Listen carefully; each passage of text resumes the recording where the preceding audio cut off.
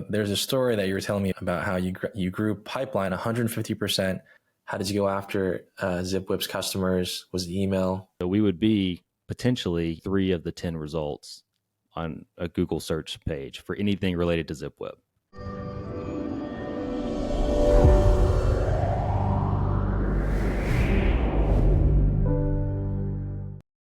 All right, guys. Today we have on here Kenneth Burke, who is the VP of Marketing at TextRequest, which is a business texting platform that lets you text from office phone numbers directly from your computer. He started as an outbound sales rep and grew with the company all the way to VP of Marketing. Kenneth has written over thousands of articles on business growth for dozens of outlets, including Entrepreneur. We're going to talk about partnerships today and how Kenneth drove a 150% increase in attributable pipeline through a unique partnership channel with Twilio. Kenneth, welcome. Thanks for having me. We talked a bit about how you wanted to be a rock star starting off and how you took a circuitous path towards marketing leadership. Would love to hear the story behind that. Yeah, you can see some of the instruments behind me. Got really big into music in high school, thought that's what I was going to go to college to study and then become a rock star. Once I got into a collegiate program for it or undergrad, realized I didn't want to spend as many hours in the studio practicing as I thought I did. So pivoted a little bit pivoted for a short time into business. I thought I would go into the music business. Pivoted again because I found psychology and thought that was really interesting. But then I didn't want to go to school for another 5 years to earn a PhD and do anything with that. So I went into sales because you can make quick money. And I had a young ego that helped me there as well. So did that, burned out on it fairly quickly. It was actually how I got into TextRequest. A friend of mine was helping to start the company and they were looking for salespeople. And I said, that sounds interesting. Can I join? He said, sure. So here we are. But it didn't last very long in sales there. And nobody was doing marketing. And for whatever reason at the time, I wanted to also be a writer. And so I said, hey, there's writing and marketing. Let me try some of that. Let me try emails and social media and blog posts. And they let me. So shout out to Brian and the team, our founders, for giving me that opportunity, and made a lot of mistakes along the way, but we had more successes than failures. And here we are. It seems like the perfect combination of skill sets, marketing for your creative outlet, and then also your psychology training. Unintentionally, yes. Yeah, no, it's powerful. I think marketing is a big portion of it today. It seems to be pushing towards the technology distribution, but at the center of it, I know you talk about this too, it's understanding your customers, gathering their perspective, not based off your own perceptions or biases, but understanding truly how they're looking at the world and reframing that. Absolutely. So let's dive into you guys' channel. Partnership seems to be the largest channel. And can you tell me a little bit more about how that's set up? What percentage of partnerships makes up your total revenue and total pipeline? Yeah, so today it's about 15% or so. We've got it really broken down into 3 parts. So we've got one, part one is technology partners. So those are another software company that has either built an integration with us or we built an integration with them to offer a complimentary service for their customers. We'll get into their partner marketplace or ecosystem, however you want to say it, and people will find us or their sales reps will refer clients over to us. And that's wonderful.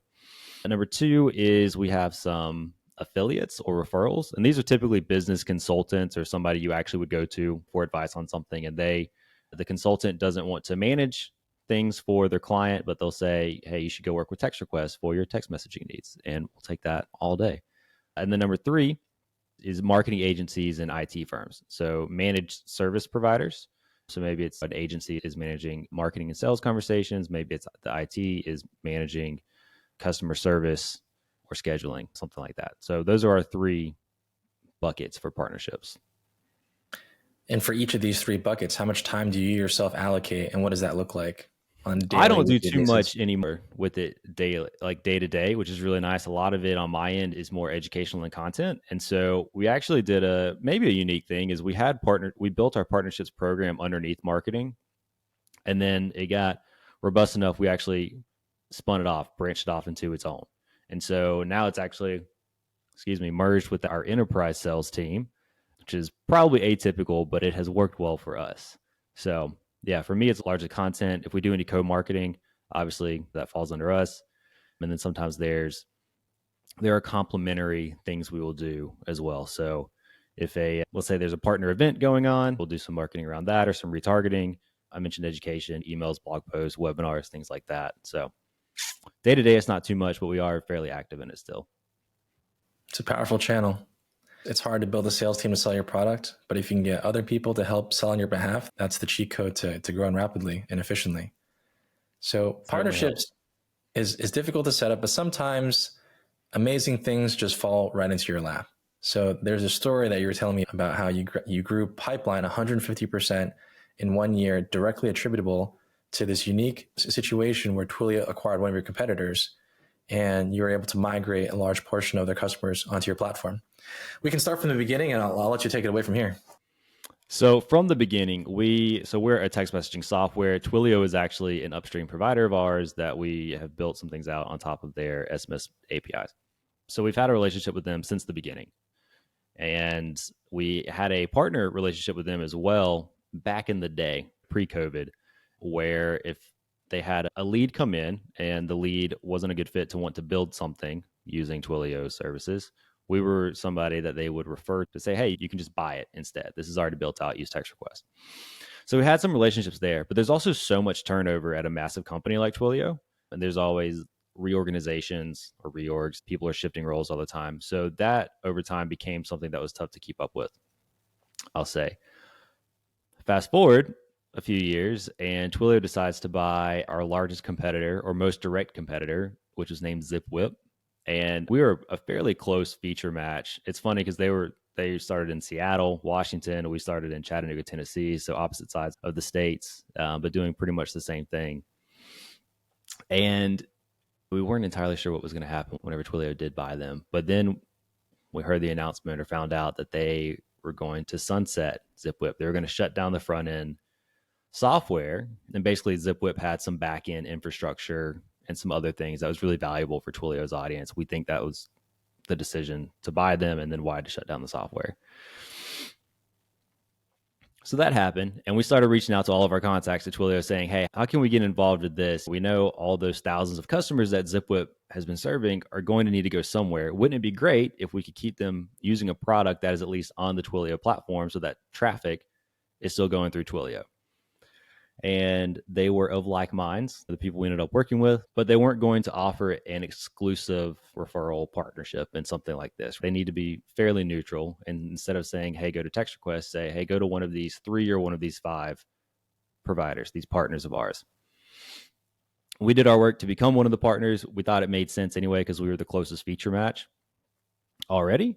But from there, it was relationship building. It was doing webinars with the Twilio and ZipWhip teams to show exactly what we can do for people. It was doing webinars for their customers. It was providing good copy for the landing page on Twilio's website to say, check out these partners, check out TextRequest specifically.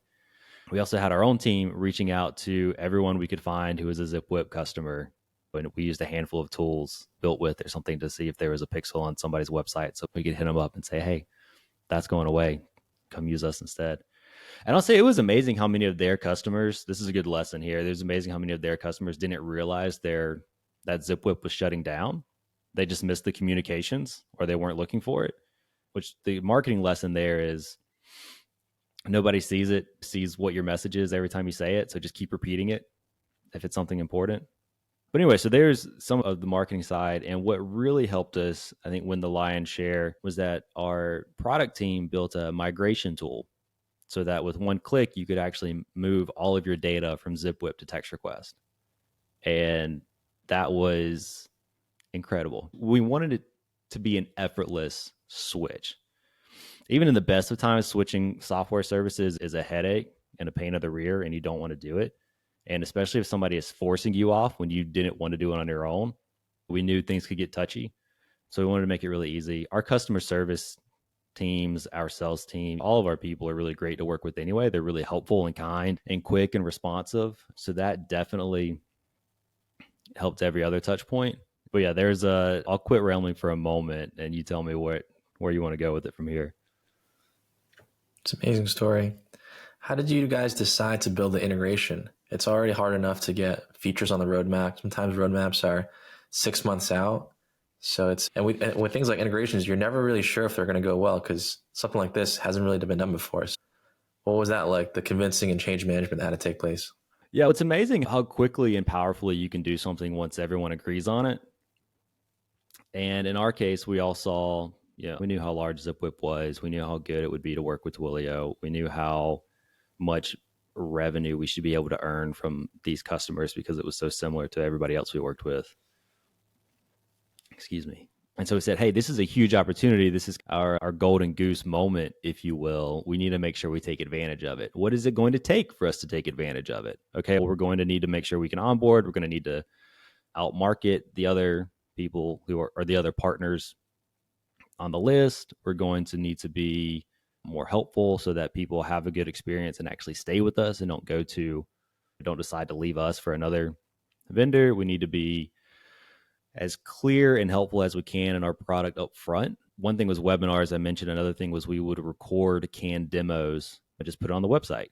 That's taboo for a lot of enterprise sales companies in particular, or software companies, because they don't want to show everything before they can talk to you. We were like, no, we know you're looking. Here's what you're looking for. Can we give you those answers so you can just buy even without having to talk to us? Yeah, so that was a little bit of the thought process there. Can we dive in a little bit more on the planning and strategy and the order of operations of, did you guys build it first and then market? Did you market ahead? How did you go after ZipWhip's customers? Was it email? Yes, is the short answer. It was all of it in tandem. And so we were having conversations with people at Twilio at first to say, hey, is this something we can do? Will you let us do it? And then ZipWhip did have an open API. And if we had tried to do this before the partnership, they would have just blocked our account because don't want you taking our customers. But since we had the partnership, they let us use it however we wanted, as long as we were within whatever ethical and legal parameters, when we very easily were. Yeah, so we built that. I don't remember how long it took to ship and get out there for people to use, but it was fairly quick. Our team did some good work pretty quickly there. And alongside it was copy for landing pages, was figuring out attribution tracking. So if people do come to us from Twilio, can we point back to that partnership and say it was effective and working? Making it easy for people to schedule demos, emails. A lot of marketing went through Twilio as well. So it was creating within their guidelines what was their rubric for email marketing, for webinar marketing. How can we fit within that? But then a lot of it, we tried to skip a few steps. So typically in a software sales process, there's a discovery call, then there's a demo, maybe, and then there's talking pricing before signing a contract. And first of all, we don't have contracts. So if you really want one set up, we can do it for you, but we're just a month-to-month service. Come sign up, make it really easy. But we were able to basically condense discovery, demo, pricing into a 15 to 20 minute conversation. Knowing these people are already very familiar with the text messaging platform, and we're very similar. So we just need to highlight what is similar, where's the overlap, what are a couple things that are different, so we don't catch you off guard. And then here's how much it's going to cost. Here's how you set it up. Come on, let's go. Did you target these guys? Yeah, we did. Early on, ZipWhip and Twilio were pretty protective, as you would imagine, somebody being protective of their customers. So it's not like they were sharing info or anything like that. And it took us a while to find the prospects through whatever marketing channels we were doing, webinar registrations built with pixel tracking.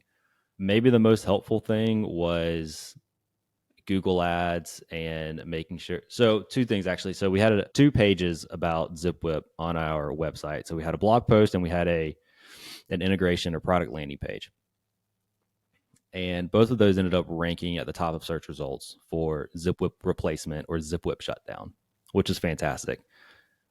Added to that, we, in our Google Ads for those keywords and similar, top of page. So we made sure we paid enough to be the number 1 bid as well. So we would be potentially 3 of the 10 results on a Google search page for anything related to ZipWhip. And so we got all the traffic. Our website was good enough that people could get what they wanted, make the next step, talk to us, etc. And that worked really well. What keywords did you guys use and how did you come up with them? 2 parts. And I don't know that we really came up with anything. So there was the typical like business texting service keywords anyway. And we did some digging in trends. There was nothing really conclusive, but it was a hunch, is that if you have to all of a sudden start looking for a new service, you're just going to use the typical keywords. You're not necessarily going to look for zip replacement or Twilio is shutting down. What do I do? Or not Twilio, but and so we over-indexed on those general, what we call general but high intent purchase keywords like business texting service or best SMS service in the US, things like that. And we also had for ZipWhip alternative or ZipWhip replacement, ZipWhip shutdown. We didn't see much traffic there, at least not for paid. A lot of that went organic, but for the paid, it made it like most of the traffic coming in was people who were using ZipWhip looking for a replacement. So that was interesting. Got it. That makes sense. And for organic, did you make one blog post article or were there more? One blog that was ZipWhip shutdown, and then here's a bunch of categories or sections that were variations of keywords. So how to transfer my ZipWhip data, how much does it cost, when is the deadline, things like that. And then we had a landing page for the integration. Did you put the integration page at the top of the fold, or did you make it more visible? A lot of times integrations are hidden. Did you have some sort of way to which it's funny, it came up in conversation earlier today, actually, or yesterday. Somebody was looking for the old page, and it's still there on our website. You just have to look for it now. But yeah, we had a nag banner at the top. So it was the very first thing you saw. It said, hey, ZipWhip customers, click here. And then it was also just below the fold, we had another section that said transfer your ZipWhip data, along with a couple other things. We still had our whole other market to market to, so we couldn't exclude all of them. And I think we did a pretty good job of marrying the two. That's a really great strategy. People often forget to use the banner. Sometimes people will look at the banner and then not even read it, but for those that do, it's a great way to drive the awareness. Yeah, it certainly helped. A lot of people would just come straight to they would come to our homepage through whatever channel, click the learn more at the top, and then get what they need on the landing page, and then either reach out to us with an easy to answer question, or they would just start to take the next step to sign up. What would you say was the primary channel that drove the most awareness or signups for this initiative? So this was a 2-year process. Year 1, it was webinars. So Twilio did a partner webinar series where they pick a week in a month, and each partner would have their own webinar. And somehow we got twice as many registrations as the other partners. And I forget exactly how we managed that, but we did something right.